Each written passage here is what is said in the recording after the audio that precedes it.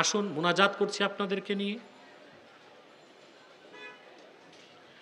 এক ভাই প্রশ্ন করেছেন, প্রাইমারি স্কুলগুলোতে ধর্ম শিক্ষক নিয়োগ দেওয়া খুবই প্রয়োজন ছিল। প্রাথমিক শিক্ষকগণ আবেদন করেছিল, কিন্তু বর্তমান অন্তর্বর্তী সরকার তা না করে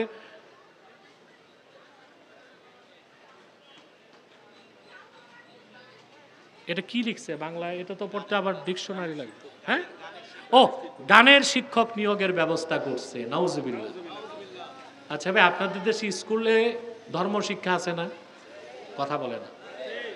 ইসলাম শিক্ষা আছে তো এটা পড়াবে কে? আলেম লাগবে কি না? ধর্ম শিক্ষক লাগবে না?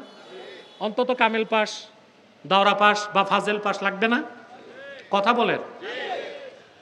তো অনেক স্কুলে ধর্ম শিক্ষক নাই, দেখা যায় ধর্ম শিক্ষক নাই, ক্লাস নিচ্ছে হিন্দু শিক্ষক।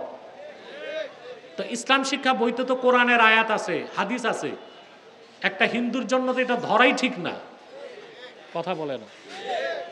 আবেদন করা হয়েছে ধর্ম শিক্ষক নিয়োগের জন্য, কিন্তু বর্তমানে যারা আছে ওনাদের কানে পানি ঢুকতেছে না, ওনারা সারে গামা শিখাইতে গানের শিক্ষক নিয়োগ দিচ্ছে। মানে আগে যারা ছিল শয়তান, যেগুলো সোয়ার ছিল মানুষগুলো সরছে, ওই শয়তানগুলো আবার এদের ঘাড়ে সোয়ার হয়েছে।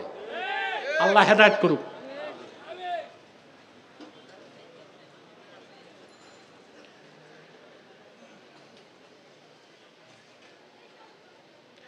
আপনারা যে ইসলামী খেলাফত চাচ্ছেন, রাসূলুল্লাহ সাল্লাল্লাহু আলাইহি ওয়াসাল্লামের সময়কালে কি খেলাফত ছিল এই বিষয়ে জানতে চাই। ইসলামী রাষ্ট্র ব্যবস্থা হচ্ছে খেলাফত। কি? আল্লাহর হাবিব মুহাম্মদ সাল্লাল্লাহু আলাইহি ওয়াসাল্লামের মাধ্যমে আল্লাহ ১৫০০ বছর আগে দ্বীনকে পরিপূর্ণ করে দিয়েছেন, ঠিক না? ওনার খলিফা হিসেবে খেলাফতের দায়িত্ব নিয়েছেন হযরত আবু বকর সিদ্দিক, তারপরে হযরত ওমর, তারপর হযরত উসমান, তারপর হযরতে আলী, ঠিক না? তারপর আসে হযরত ইমাম হাসানের নাম। কার নাম? ইমাম হাসানের নাম। তো খেলাফত শুধু ইসলাম দিয়েছে তা নয়, হাদিস সাক্ষ্য দেয় বনি ইসরায়েলের পূর্বে যত নবী এসেছিলেন তারাও কিন্তু ইসলামী রাজনীতি করতেন। কি করতেন? রাজনীতি করতেন। আমরা মনে করি রাজনীতি খুব খারাপ জিনিস। হ্যাঁ, ঠিক আছে, রাজনীতি খারাপ জিনিস। কোনটা? এই বোতলে কি এখন এই বোতলে পানি পান করলে এটা গুনাহ হবে? ভালো কাজ। আর এই বোতলে শরাব ভরে দিলে? রাজনীতি জিনিসটা খারাপ না, পন্থাটা খারাপ। ইসলামী পন্থায় রাজনীতি ইবাদত, আর মানব রচিত পন্থায় রাজনীতি কখনো শিরক, কখনো কুফর, কখনো বেদাত, কখনো বাতিল। কিন্তু বনি ইসরায়েলের নবীগণ কি করতেন? রাজনীতি করতেন। শুনবেন, হাদিস শুনবেন। মুসলিম শরীফের হাদিস, রাসূলুল্লাহ সাল্লাল্লাহু আলাইহি ওয়াসাল্লাম ইরশাদ করেছেন, কানা বানু ইসরাঈল তাসুসুহুমুল আম্বিয়া কুল্লামা হালাকা নাবিয়্যুন খালাফাহু নবী। সুবহানাল্লাহ। এটা সহিহ মুসলিমের হাদিস। রাসূলুল্লাহ সাল্লাল্লাহু আলাইহি ওয়াসাল্লাম ইরশাদ করেছেন, বনি ইসরায়েলের পয়গম্বরগণ রাজনীতি করতেন। বনি ইসরায়েলের পয়গম্বরগণ রাজনৈতিক নেতৃত্ব দিতেন। একজন নবী চলে গেলে আরেকজন নবী তার স্থলাভিষিক্ত হতেন। ওয়া ইন্নাহু লা নাবিয়্যা বাদি ফাসায়াকুনু খুলাফা। কিন্তু আমি মুহাম্মদ সাল্লাল্লাহু আলাইহি ওয়াসাল্লামকে প্রেরণ করে আল্লাহ তাআলা নবুয়ত ও রিসালাতের দরজা বন্ধ করে দিয়েছেন। আমার পরে কোনো প্রকারই নবী কিংবা রাসূল আসবে না কিয়ামত পর্যন্ত। আমার রেখে যাওয়া দ্বীনের উপর দায়েম থেকে কায়েম থেকে আমার উম্মতের নেতৃত্ব দিতে খলিফাগণ আসবেন। প্রথম খলিফার নাম, তারপর তারপর তারপর তাহলে খেলাফত যে কি, খেলাফত ব্যবস্থা, ইসলামী রাষ্ট্র ব্যবস্থা, এই শিক্ষার্থী তো আমরা কোরআন হাদিস থেকে পেয়েছি, ঠিক না? অস্বীকার করার কোনো সুযোগ নাই। কিন্তু এখন যেটা ডেমোক্রেসি বা গণতন্ত্র, এটা কি ইসলাম সমর্থন করে না। আর এটা একটা কোনো যৌক্তিক আদর্শ না। গণতন্ত্রটা এটা কোনো ভালো রাজনৈতিক আদর্শ না। আপনার এখানে যে মুচি, তার ভোট কয়টা? আর ঢাকা বিশ্ববিদ্যালয়ের ভাইস চ্যান্সেলর, তার ভোট কয়টা? মুচি ভোট দিল, এটার যেই দাম, ভাইস চ্যান্সেলরের ভোটের, এর নাম গণতন্ত্র। এখানে মাথা গণা হয়, কিন্তু কোন মাথার কোয়ালিটি কি এটা দেখা হয় না। আর খেলাফত হচ্ছে ভিন্ন। খেলাফত হচ্ছে ভালো মানুষদের দ্বারা গঠিত কমিটি সবচেয়ে ভালো মানুষকে নেতা বানাবে, এটা খেলাফা। এটা স্বপ্ন আমরা দেখি, আল্লাহ এই স্বপ্ন পূরণ করবেন। হতে পারে আমরা দেখে যাব না, পরবর্তী প্রজন্ম দেখে যাবে। দেখেন, আমি সবার জন্য দোয়া করি, আল্লাহ আমাদের সকলকে কবুল করুক, মঞ্জুর করুক। আমাদের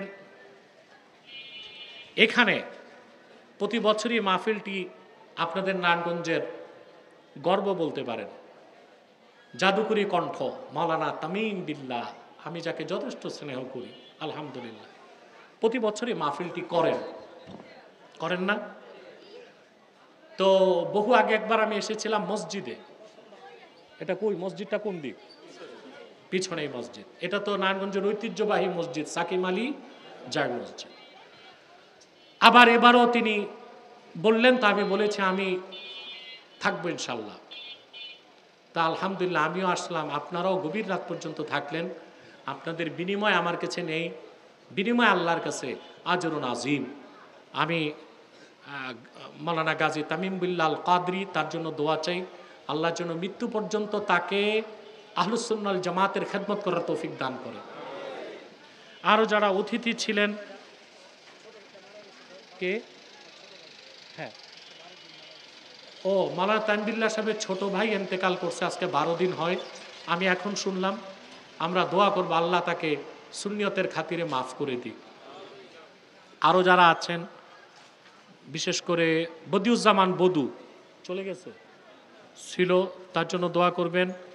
আর জাকির খান ঢাকায় বিশেষ কাজে চলে গেছে, দোয়া নিয়ে গেছে, তার জন্য দোয়া করবেন।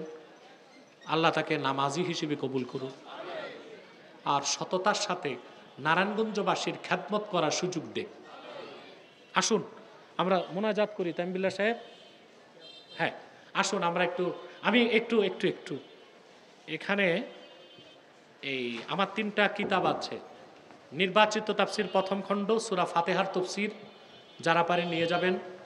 নির্বাচিত তাফসির দ্বিতীয় খণ্ড, সূরা ইখলাস, সূরা ইনশিরাহ, 2টা সূরার তফসির।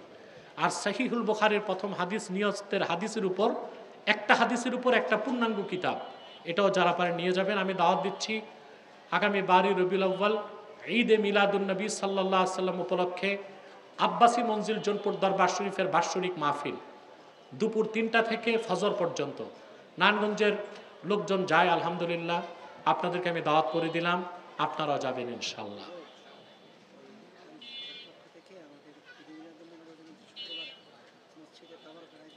আচ্ছা, সাকিম আলী মসজিদও বাদে আসা ইনশাল্লাহ মিলাদ শরীফ হবে শুক্রবার একদিন আগে। তো আপনারা থাকবেন ইনশাল্লাহ, সেখানে তাবারুকের ব্যবস্থাও রেখেছে, দোয়া করবেন। এটা জাকির খানের পক্ষ থেকেই করা হচ্ছে।